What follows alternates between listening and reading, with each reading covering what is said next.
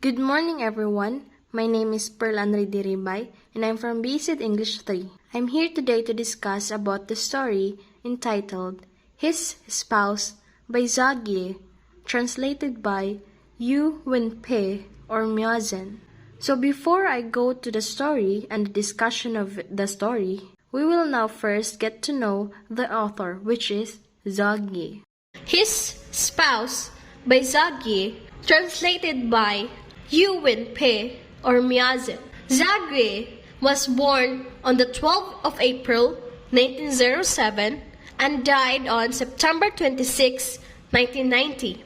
Born in Piapon, Iradwe Division, with the real name Yu Thain Han, was a distinguished and leading Burmese poet, author, literary historian, critic, scholar, and academic. He was one of the leaders of the Hsin, or the Testing the Age movement, in Burmese literature, searching for a new style and content before the Second World War, along with Tapan Mong Hua, Nui Su, and Mentun Won.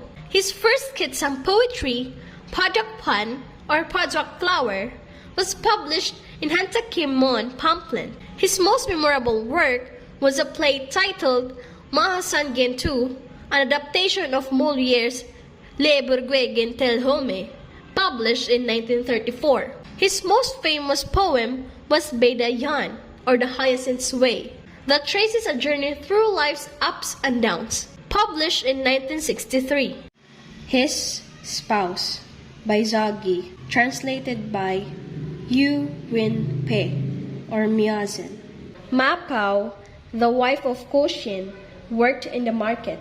Each morning, she walked a mile to town with greens on a tray. If business was brisk, she returned early. Otherwise, only when the sun had declined. Whenever she reached the bamboo bridge that crossed the stream beside the village on her return, thoughts of her husband and children arose in her mind. She was tall, with reddish hair and slightly protruding teeth, but it could not be said that she was ugly. Her husband, Hsin, was a man of leisure, who sat and ate at home. It was not wholly true that he did nothing. He had to cook the rice and look after the children. Hsin had been a novice in the Buddhist monastic order for 9 years and had some learning. He was good-natured, fond of laughter, and was the prime mover at charities and weddings. He was not as tall as his wife, was small-chested, had a fine crop of hair, and a thin strip of mustache. He was tattooed to his knees. When they were married and after they had a son, Ma Pao kept shop and ministered to Hsin's needs. When the second son was born, she could only keep shop. After the birth of their daughter, Ma Pao often became very tired once when she was pitiable, but she did not complain. She was heartened when one of her friends told her, "You should listen to your husband deliver Minglar Arba's speech at a wedding in the village. Magnificent! He is a learned man." She was heartened when her 14-year-old son sometimes met her at the bamboo bridge and relieved her of her tray and basket. At these times, her thoughts turned in gratitude to her husband. Once when she and her children were walking on an open veranda of their house, a tipsy drinker of toddy appeared on the road and made insulting eyes at them. The mother and children ran in the house in fear. Hsin hurriedly appeared from within the house and stood with arms akimbo on the platform. The drunkard's eye turned and whirled, leading away his stuttering feet. Ma Pao was thankful. "Were it not for my man, we would have suffered great indignities," she thought. Ma Pao was now in her 37th year. Hsin was 6 years older. Hsin, for all his years, had never really worked. When people said of him that he supported himself by clutching the hem of a skirt, he would reply jokingly, "Even Medandaya lived on what Madi could get for him." He would add, "I am able to live in leisure as I live now because of my past meritorious deeds. Don't be jealous." Though he said this, in his heart he was hurt, but the pain was almost forgotten in the pride of his brilliant repartee. Because of his replies, the others frowned on him or thrust their chins at him in decision. In time, These acts of his neighbors stirred up the old pain in his heart and spurred him into action. So, Hsin borrowed money from a cousin and entered the bamboo business. He lost heavily. The next rains he went down to the fields to plow. He returned home with blood dripping from his foot, where he had run in the plowshare. It took 15 days for the wound to heal. He was 43 on the day he got well. The wound on the flesh had healed, but the wound on the heart had swollen. Mapao had set off to the market as usual. The elder son had gone on a monastery school. The other two children were playing beneath the tamarind tree in front of the house. As Hsin sat on the veranda, drinking a pot of tea, he saw the carpenter father of 6 from a neighbor's house set out his box of tools. The man from next door crossed the stream to cut Danny on the other bank. Even the old man from the opposite house whittled a piece of wood to make a paddle stick. At first, Hsin was filled with a sense of ease and pleasure as he drank cup after cup of tea and watched his children at play. But when his neighbors began to stir to work, his pleasure faded and remembered that he had yet to get the pot of rice on the fire. He suddenly recalled the taunts of his neighbors and the procession of his past passed before his eyes. His foolishness since leaving the monastery, his marriage to Mapao, his business failure, his hurt foot, he became sad and ashamed. He desired to break out of his way of life. He thought it would be good to become a monk. Then he would not have to cook rice. He would be able to turn his eyes towards Nibbon. His wife and children would gain merit by him. He felt certain that the time for his release from the sorrows of samsara was at hand. He would pray for the Buddhahood. He would endeavor first to become a Buddhist monk, a celibate. Thus did he think. But he remembered again that he must prepare the rice or he would have nothing to eat, and that the children would cry. He arose and entered the kitchen. Meanwhile in the market, Mapa was adding water to her greens to make them heavier, whereby she might earn more. With that, more she earned, and she intended to buy some nice carrots for her husband. Hsin was skilled at preparing cooked rice.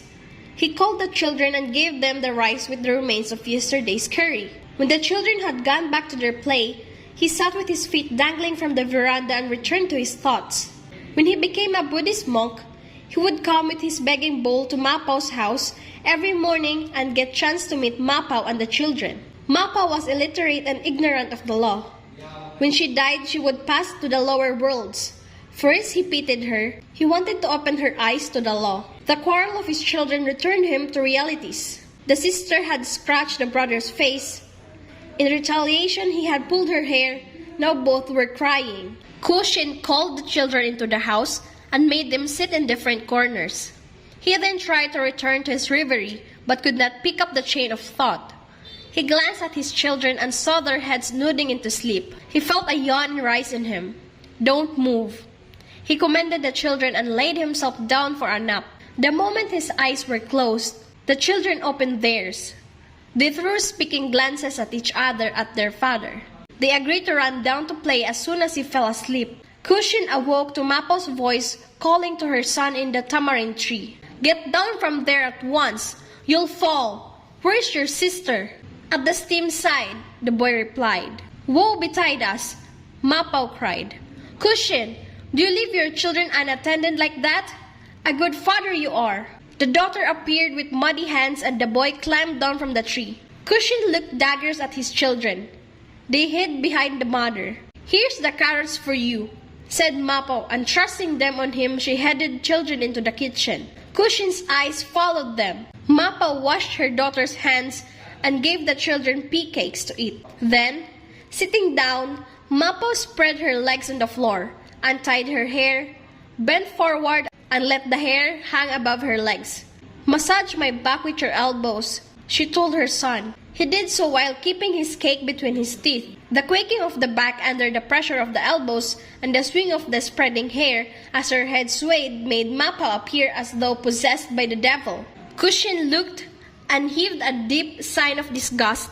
"I must adorn the yellow robes," he thought. However, he did not dare to tell his wife till the year had turned. It was now 3 months, though Hsin had said that he would wear the robes for only a month. Mapo's aunt, who had came over to help look after the children, began to yearn for her own in her village. When will the Apazin return to lay life? She had asked the monk one day. The monk had not replied. Instead, he had quoted sacred verses extolling the life of a monk. The sacred verses did not enter the aunt's ears. Only anger arose in her because she felt that she was being kept here unfairly. When the monk had departed, she called Mapao to her. Mapao, I want to go back. Tell your Apazin to cast off the robes. I cannot stay no longer as a servant in your house. She threatened. Mapao too wanted her husband to return home. She had alluded the matter once or twice, only to have been turned back with sermons. Now Waso was near when the monks would go into retreat for 3 months, and here the aunt was nagging her. Not knowing what to do, Mapao conferred with her bosom friend. After some talk, they burst into laughter. The morning was gold with sunlight. Doves cuckooed in the tamarind tree. Mapao did not go to the market. Instead, she fried and cooked at home. When she bathed and made herself fragrant with tanka down to her toes, she smeared it lightly on her face. She gathered her features. The meager hair on her forehead was collected into a pigeon's wing. She penciled her eyebrows into a wide sweep and made red her lips by chewing betel. She put on a jacket of fine white cloth and a new skirt of printed red flowers. The children too were dressed in clean clothes, and the household things were packed. A bullock cart waited in a readiness in the yards. At 10 o'clock, the monk appeared accompanied by his eldest son, who was in his monastery school. As he approached, he thought with apprehension, "They will ask me again to forsake the life of a monk." He drew near the house and saw the cart. He entered the house, saw the packed household things. He sat on the mat the aunt had rolled out for him, in the place of reverence in the house, and searched in vain for Mapao. After some time, Mapao appeared with a tray of food. With sad eyes and movements, she offered the food. The monk took a quick glance at her. He noticed how dressed up she was. He took another glance, but Mapao went back to the kitchen. The monk was puzzled by Mapao's behavior, but his thoughts were occupied in steeling himself to refuse the request to return to lay life, which he knew Mapao would surely make. The meal was over. Mapao reappeared with a few trays of sweetened cakes. As the monk again took a glance at her, he noticed the pigeon's wing on her forehead. What did it mean?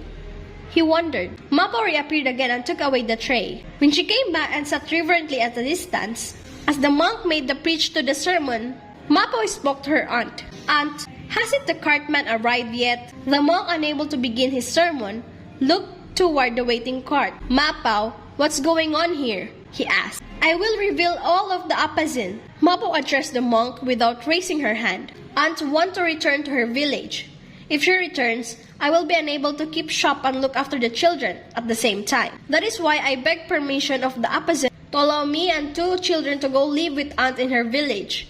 The eldest son will be left in Apazin's care." She turned to her eldest son. "Son, stay behind with Apazin," she said, and wiped away a tear from her downcast face. The monk remained silently thoughtful. Mapao continued. "The Apazin may continue to be a monk throughout his life if that is his wish. His humble lay woman will try to make a living somehow. The Apazin's world and her are different worlds. There is a vast gap between them. Henceforth, there can only be the relationship of monk and lay devotee between them. Since she still has 2 children, if she can find someone to accept him, this is why she wishes to make things clear now so that complications may not arise later." The monk uttered a cry of amazement. Mapao raised her eyes slightly. The monk's hands fluttered about his robes. He looked at Mapao. Mapao continued. "This is said for the benefit of both. The Apazin will be able to follow the law in freedom, and his humble devotee will be able, should she find someone." "There are too many toddy drunkards in your aunt's village," the monk said. "I will return to the lay life." Mapao became Hsin's wife again.